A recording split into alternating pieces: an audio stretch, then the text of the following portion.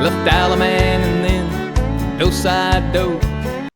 Welcome to another Square Dance Callers Talk. Tonight, I have a lady. She is in Kentucky. I have another person from Kentucky. I had one a while back.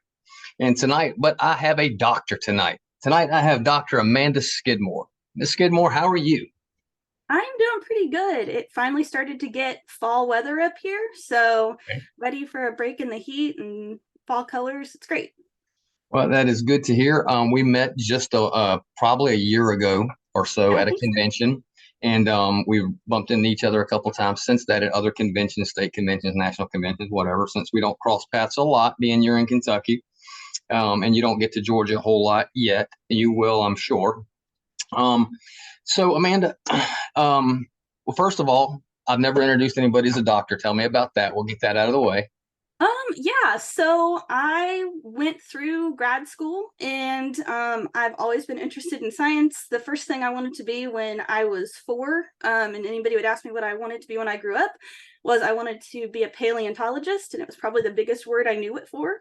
But as I was kind of going through school, I really fell in love with the sciences and trying to figure out how the biological world worked. Kind of had the opportunity in high school to intern in an entomology lab. And entomology, for people who don't know, is the study of bugs. And so as I went through college, that really interested in me. I got a bachelor's degree in entomology and sustainable agriculture, and then had the opportunity to continue on into a PhD program where I studied bugs and farming together and looked at how we can reduce pesticide inputs while still managing different types of insect pests. And so that's kind of what I did. And then I kind of picked up square dance calling as a side hobby because, you need something to give your mind a break. Sure. Well, it's a good side hobby. So you are a square dance caller. Yes. When did you start dancing? How about that? So I started dancing because of friends who saw a sign hanging up at University of Kentucky, which is where I went to school. So go Cats. Okay. But they saw the sign and they're like, hey, we're going to go to lessons. They invited me to go the first night and I had something else going on. And then the second night, they're like, we had so much fun. You should totally go with us. So I did, and I really fell in love with it. Thought it was just a ton of fun. So I was probably 20, 21 when I started dancing, had never heard of it before that. Finished the class and was hooked. So kind of haven't stopped since then. Okay. So you started dancing, and obviously at some point you thought, how can I be that person up there with the microphone? When did you decide to even look into calling? Yeah, so I never really was like, oh, I have to be up there and I have to do this. The person who taught our lessons was Mark Patterson. He was a caller from Central Kentucky. And he noticed while I was in class that I was always trying to figure out like how things connected. So towards the end of our first class, which I believe was it went from 2011 to 2012. So at the end of class in the spring of 2012, he was like, hey, if you really like how these pieces fit together and you want to learn how to do this, we need more callers. You should look into it. So he set me up with a few singing calls to play with. And then I think over the summer of 2012, really started kind of getting into what is it to be a caller, how to do that. So I was very fresh out of lessons, and I think I was still in plus lessons when I was my first singing calls. Very nice. That's a great start. So you do a few singing calls here and there. Any other mentors or anything jump out in the past few years? Yeah, I have always tried to learn from the callers around me, and I am very blessed to have had some of the best callers in the country really close to where I'm located. So I've done caller schools with Jack Platties, have worked a lot with Tom Davis, Travis Cook, all kind of in this same area, and they are all great mentors. Probably one of the most influential mentors that I've had was Sparky Sparks. I don't know if you know Sparky or not, So he was an advanced and challenged caller, and he had a little challenged group over in Crestwood, Kentucky. So I would drive an hour and a half every week to come out to his challenged class. And he really got me into calling A. He was an amazing choreographer. And that's one of the things that I really value about square dancing. It's really what got me into it. It wasn't the singing side of things. It's more, how do these pieces and parts fit together? And so he was a really great mentor. Sadly, he passed away right at the end of the pandemic. So he is no longer with us, but he left a really amazing legacy. And I'm really proud. He would go to places and tell people I was his granddaughter, and that was probably like the sweetest thing. And I absolutely loved working with him. That is a great story. And it's too bad he's gone. But when you have mentors like that, it's not easy to be a square dance caller, but it's easy to stay in it and stay in the fight, for lack of a better term. When you have mentors like that. So now you dance up to C. So right at the end of right at the beginning of the pandemic, I had just finished C1 going into C2 classes. Sadly, since Sparky passed, we don't actually have a lot of C dancing in this area. So Travis Cook runs an AC class, kind of DBD, once a week here. And so there's a small group of us that get together and dance. And I get the opportunity to practice, calling upper level stuff there. And so that's a lot of fun. And so I'm still kind of keeping up with it, but I would love to get into it more if we can get more dancers. But you call pretty regular at the A sometimes when you're calling? Yep, I call all the way through A2. Okay, outstanding. We went over the mentors and all that. Now, have you started doing your own dances just yourself, or do you have a club or anything? What are you doing? Yes. Well, so I have kind of had a journey with that. I had my own club for a little bit. I called lessons for them pretty early on, probably 2014, 15, but ended up having to move, and that club ended up folding around the pandemic, sadly. But I worked with them for a while during the summer, like in between when I didn't have school. I would run a DBD group because choreography, and we would do some DBD during the summer, and then I regularly call for clubs in the area. We're looking into starting lessons soon, but as everybody knows, trying to find a building location and all of that is a little bit challenging. But I think it doesn't get any easier, I can tell you that. Yeah, I think I started calling like my first dances by myself in 2013. Okay. Now, and I usually get into this later, but if you're not listening to square dance music, what is your genre that you like most? I listen to a lot of stuff.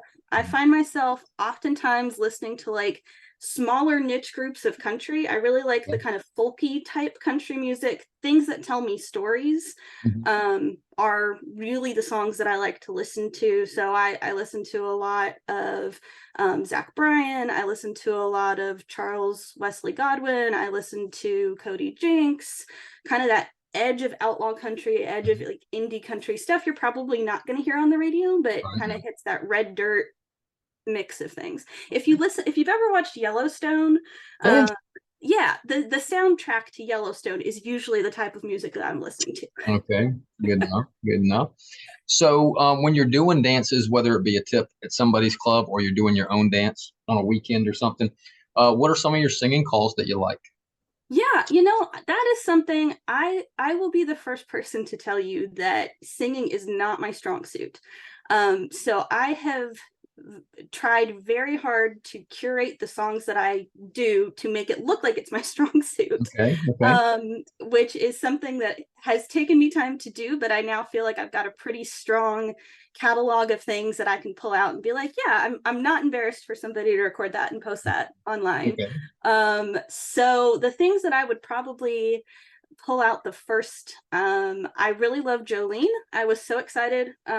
Wade Driver put that out, and I was so excited to finally get it. I think since I first started calling, when Mark Patterson showed me like all the different songs you could pick from to sing, I was like, where is Jolene? So for 10 years, I was just like, every square dance producer I'd see, I was like, are you doing Jolene? Where's Jolene? So when Wade finally recorded Jolene, that was exciting. So it's one of my favorite ones to do. I also love a lot of the stuff that Scott Bennett puts out. So one of the ones right now that I've been doing is I Need a Lover. So those are probably my first two go-tos, but I love Black Velvet. Some of the funner ones, I don't know if you've ever heard of 5 Pounds of Possum. It's one of the like very country kind I of. don't think I have, but okay. It's 5 pounds awesome. of awesome. Have you ever heard Fisherman's Luck? It's like really fast and the dancers love it. 5 Pounds of Possum is in that same vein. Okay. So if you're really looking for something that you can like speed up and the dancers want to have a lot of fun with, it was one that when I first started calling, like that's the one I would do all the time. So I've kind of put it towards the back of my catalog, but it's Okay. still fun to pull it out when you really have a floor that's moving and you just want to get folks like excited. And that was put out by Red Boot. I don't know if you know Mike Hoos. He's a Tennessee caller. Oh yeah. He put that one together, and it's a really creative song, and it's a lot of fun. Yeah. One of my mentors from a long time ago, Johnny Jones, was one of the original Red Boot boys. And so I have a lot of their stuff that I listen on records, because when I started, I was at the end of records around 2012, 2013, when I really got into it. And so I was grabbing up every record I could find. And then around 2014 is when somebody said, hey, why don't you start getting a laptop and get some of this music from Scott Bennett, and Elmer Sheffield. And I was like, oh, I didn't know I could get it online. So yeah, so a lot of Red Boot stuff. I love that. And that's kind of my genre too. I love country, but then again, of course, if you watch these podcasts, I wear Metallica shirt. I'm a heavy metal guy, but yeah, Scott Bennett, he's got a great range. And you with I Need a Lover, that's a John Cougar song. Love that one, and he's all over the board with country into pop with Journey songs and things like that. So it's good to hear, especially you are obviously one of the younger callers out there. I know there's younger and there's teenagers and all that. I just don't know them. In that vein, so you went to college, you got you're a doctor, and you've called. How many states have you called in?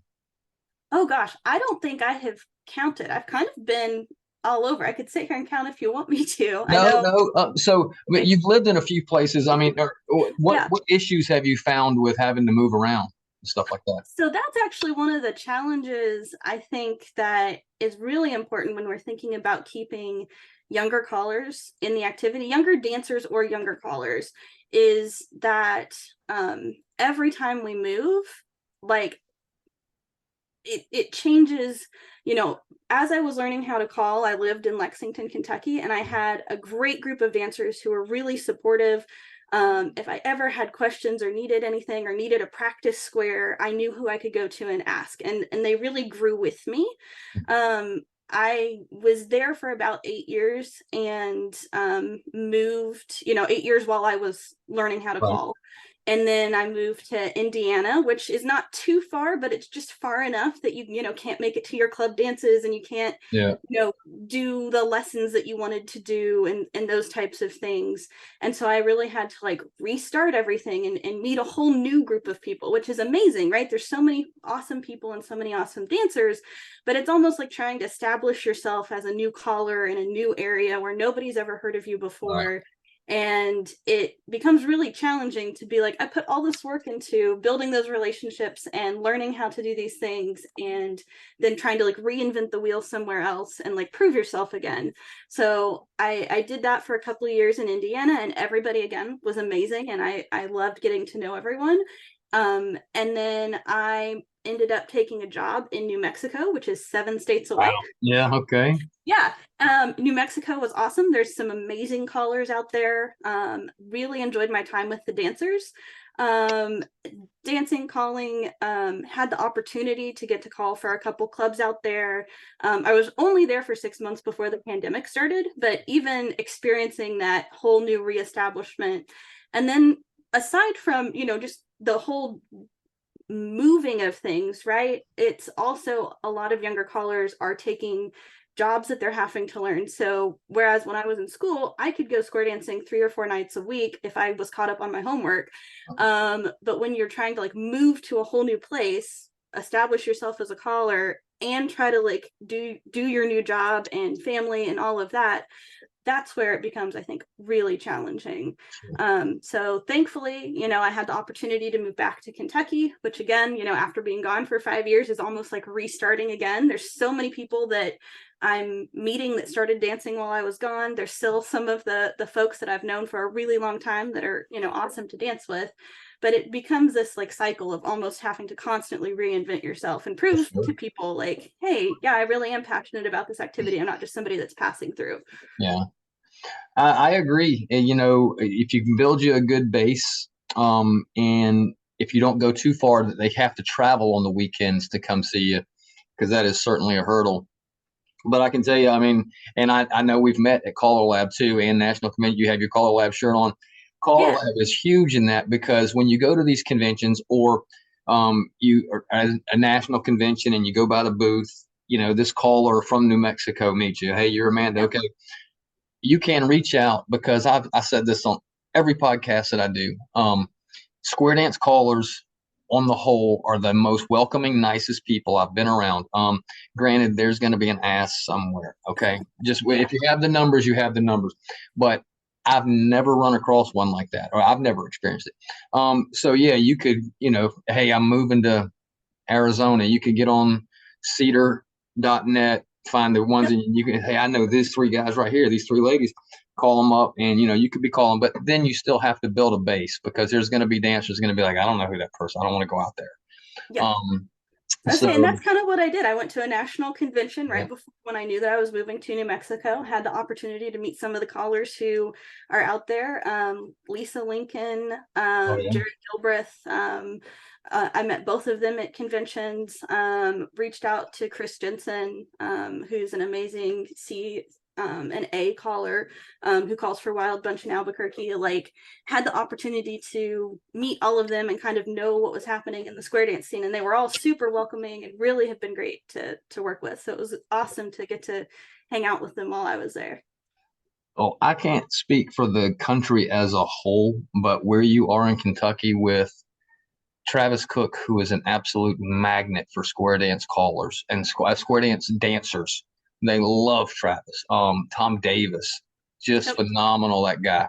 And and there's people that I'm not even mentioning, because I don't realize they live in Kentucky or places like that. I can say currently I am the only female caller from Kentucky. So and that's a step up for you too, right there. So no competition. You can't go wrong there. All right. So yeah, there are hurdles. And I can tell you from some of the people I've talked to, we couldn't be happier that you're staying in this. Because like I said, it is a fight. There's nights that are just rough. And you go out and you have a dance and one square shows up, but that you can expect that with after the COVID times or what have you. So stick with it on that. Stay with Call Lab. Stay with the local callers. That's awesome. We got through your favorite calls, your music genre, and all that. Besides being a doctor, which is I'm sure quite intense at times, what do you do for fun, not square dancing? I feel like I'm a little old lady. I love crochet. So I do a lot of crocheting. Board game nights. I go to local trivia. Favorite board game?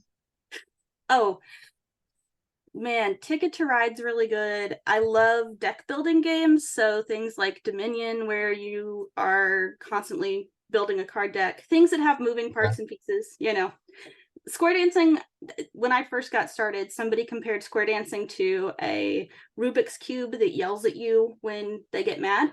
And so that's kind of like how I've always thought of calling. And it's like a puzzle or a game, right? It's just a little bit more serious than that. And you're gonna have somebody yell at you if you put them in the wrong spot. With my background in law enforcement, I tell her I compare it to directing traffic. It's just that I'm not standing in the middle, and my whole goal is for no accidents to happen in the middle of it. So I'm just kind of moving cars around. But that is it takes a certain mindset to square dance call, especially if you're not working off of memory. Now that being said, we talked about get outs and get ins earlier. Do you feel you're more of a module caller, a memory caller, sight caller? What do you consider yourself? So for the longest time, the person who taught me how to call, Mark Patterson, he is an amazing sight caller. He's retired now, but the way that he taught me how to call was using sight, and so that is how I've always done it. And I had a really bad experience with someone who is a module caller, who gave me a very intimidating lecture right before I got on stage at nationals one year, who was like, well, you're going to completely fail if you're not a module caller, you're not going to be able to get anything done. Like it was one of the most intimidating things that I have had. You found the one I was talking about, so okay, go ahead. And so I was really resistant to learning modules after that, because I got up, I did my sight calling, everybody made it home. The person who was right before me was one of his mentors, and they couldn't remember their modules. So it made me feel a lot better.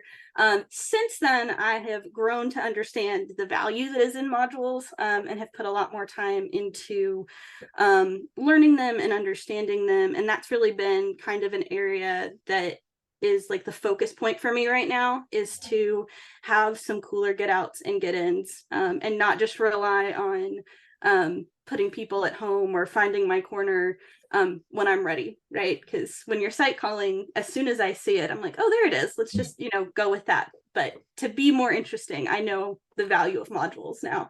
So I'm much more getting into that. Yeah, it's a little bit all of it. I go in with a couple of modules in my head, and if I from corner boxes or lines or whatever, and I'll use it regardless of what the pairing is. I'll use the module because I know it flows, and then I'll cite it until I get back to okay, there's a paired couple, and go from there. So, and like you said, as soon as I see, I'm like centers pass through. Oh, there it is, Alabama left. I don't always see it set up, but when I see it, I go after it. So, all right, I agree. And everybody I've talked to is a little bit of all three, for the most part. So, we talked about you and you're moving around and all that. You've called in different states, a lot of different states. Yes. Are there any venues, any dance halls, anything that jump out as, man, that was one of the best places, or anything that just sets out the way it looked or anything? There are several places that I can think of. I've been to some really great dance halls, and if somebody sees this and they're like, why didn't you name mine? There's just so many in my head. The setup that's at the Albuquerque Square Dance Center is awesome. They have an amazing wood floor. They've got two halls. They can open it up into one big hall. It's really beautiful, really well kept. If you ever have the opportunity to dance there, for sure. Probably one of the best halls that I've been in is the Mills Hall at the Tennessee Convention, with the live band. And that hall, every time I get up there, it's just awesome to see the dancers at that convention, and to see that floor in that room. Yeah, that live band room is the way it looks. It looks like an older setup stage and all, and it's really nice. That is fantastic. Any other stand out to you? Those would probably be the two that like stand out consistently in my head. I mean, I can always say we have friends that we dance with weekly, and we get to dance in their basement, and like that's a very homey and fun place to get to dance. But as for like big standout places, okay,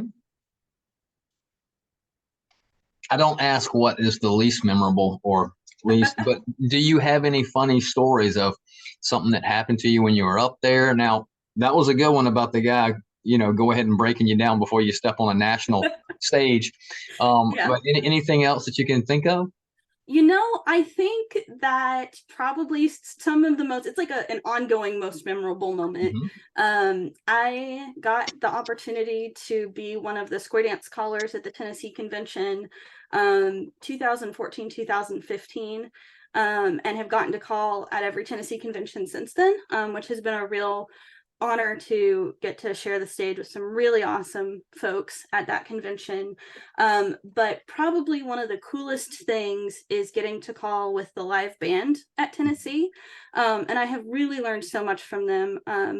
The band themselves is led by Stan, who is one of the sons of the original recorders for Red Boot. So all the Red Boot I did records. not know that. Okay. Yeah, he plays all of the instruments, and just about everyone you see on that stage has worked with Dolly Parton at some point.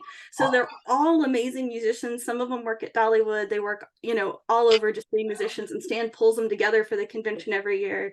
He's an amazing band director. Like, they all wear headsets, and he like directs them into like just playing. And the coolest part about him is because he's grown up with square dance music, he can change with you. So he can see the caller on stage, and he can speed the music up to your calling. He can slow it down.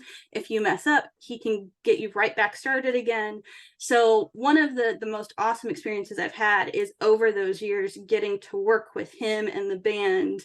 And there have definitely been some crash and burn moments. But when you get the song right and the whole hall's with you, that has been really super fun and exciting, and I've really gotten to enjoy that. Now, have you done the band with the National yet, with the Ghost Riders yet? Yeah, so this past year, Bear Miller asked me to share a tip with him, so I got to call with them, and that was a lot of fun too. They're super professionals, and it's great anytime you get to call with them. So yeah, I'll bring them up because that's the only live band I've had the opportunity to call with at a square dance. I've called a couple of one night parties that for some reason decided to hire a band too and say, hey, we're in. So, then that was just playing around. We didn't do any singing stuff or anything. We just played bluegrass music, and I threw in some calls for beginners. But yeah, the Ghost Riders is the only live band I've called with, and it's phenomenal. Even when I've done Brandy, which I do Brandy on a regular basis for my clubs and all that. But I did, and Simple Man, a Scott Bennett song. And if you it doesn't sound exactly the same sometimes, and I'm just horrified to miss the open, because then you can't hit the space bar and say, hey, let's just start that over. I missed that side space. And so it's a little horrifying stepping up there the first couple times, but again, I've not got to call with the live band in Tennessee yet, because I never think to put in until I get there, and then I just wait for somebody like Travis to go, hey, do you want my spot? And I'll just go up and do something, in a mainstream hall or something. So there's that. Oh my goodness. What now coming up, do you have any dances, Thanksgiving, Christmas, what do you got coming up? Yeah, well, I have a couple dances this week in Indianapolis. Because of the moving, I have been picking up dances, as I'm getting reestablished back in Kentucky. So I had the opportunity to pick up a couple dances in Indianapolis this week. We're going to do some A2. We're going to do some mainstream and plus a little bit later in the week. So that's going to be a lot of fun. My 24 calendar is filling in there. And so that's been fun to watch. I try to make it to a lot of the state conventions that are around me. So I'll be at the Kentucky, the Ohio, Tennessee, Alabama, Indiana. You scheduled a call at all those? Yep. Okay, awesome. So I've worked with callers there. This year, I guess I can plug this one. The Illinois State Convention is going to be held in Chicago this year, and it's the first time that they have gotten to hold a convention since 2019. And so it's going to be a big deal, and I'm really excited to go up there. Tony Oxidine is going to be the featured caller for that. So that's going to be a lot of fun to get to go to and call at and work with folks, and that'll be next summer. But that's one to look forward to. And then usually around Christmas time, I will fill in if somebody needs some help, but try to spend a lot of my Christmas time with, my family. Okay. Um, Yeah, this is going to be, I'm planning on going to the Illinois one. It's the first time I've ever gone up that way. So I'm looking forward to that also, and especially the caller school they had the day before with Tony. I Yep. wouldn't miss one of that. I've been to a ton of Tony's schools and what have you. So I'm looking forward to that. And of course, Wisconsin, he'll be at that one. So you're planning on going to Caller Lab in Grapevine? Awesome. Yep, So this will we be can my look forward to first that. caller lab. I'm excited. Are you? Oh, So this will be my first I met one. you at a national convention then. Okay. Or Tennessee. Yep. It was probably a national. It's probably a national I convention. think we met at nationals. Okay. I think that's what it is. Because of my school schedule and the type of research that I do, it has been very hard to make it to events in April, because when you're in the university realm, you never get the opportunity to have an April free, because that's finals and you're either preparing finals or taking finals.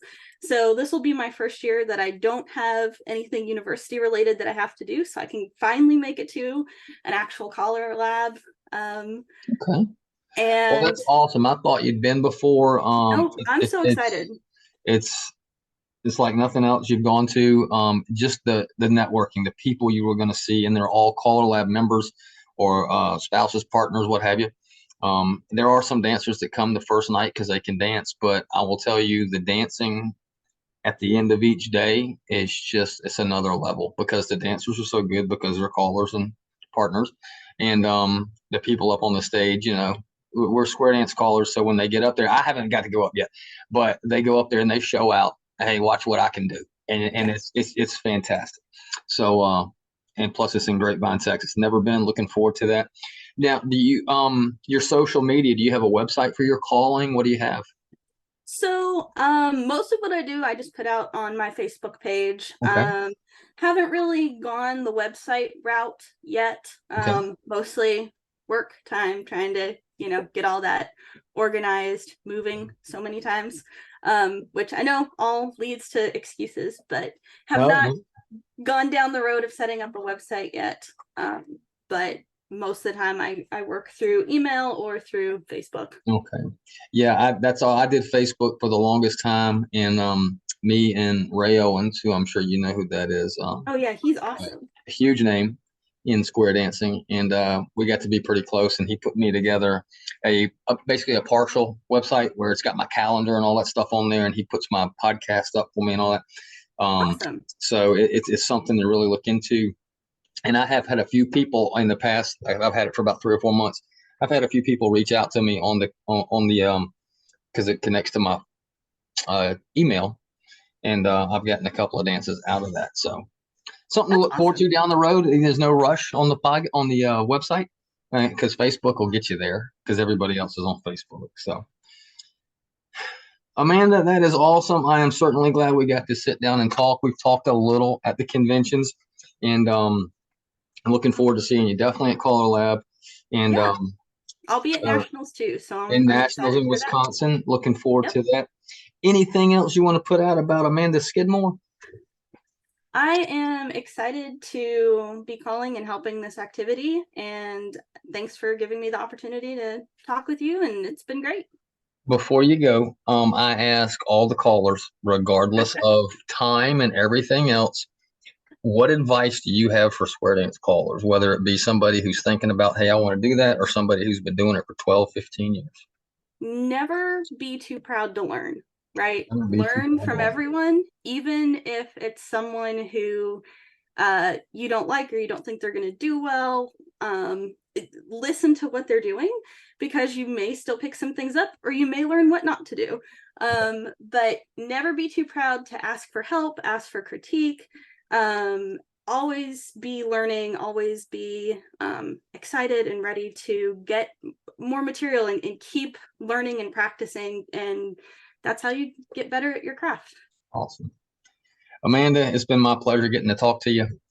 This will come out in a couple of weeks. I'm looking forward to it, and maybe at the states or nationals or something, we can do this again. Yeah, that would be awesome. All right, Amanda, you have a good night. I'll talk to you later.